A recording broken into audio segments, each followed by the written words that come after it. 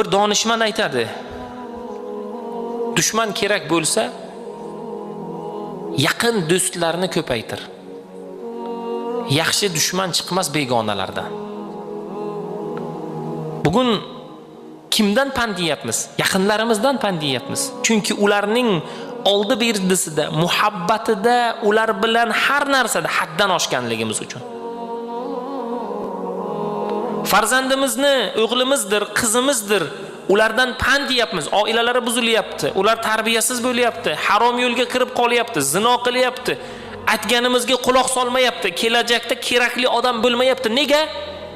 Ularning muhabbatida haddan oshganmizki, qattiqqo'llik qilmaganmizki, nazorat qilmaganmizki, aytganini aytgan, deganini degan muhayyo qilganmizki, bugungi kunda haddan oshganimiz uchun nima bo'lyapti?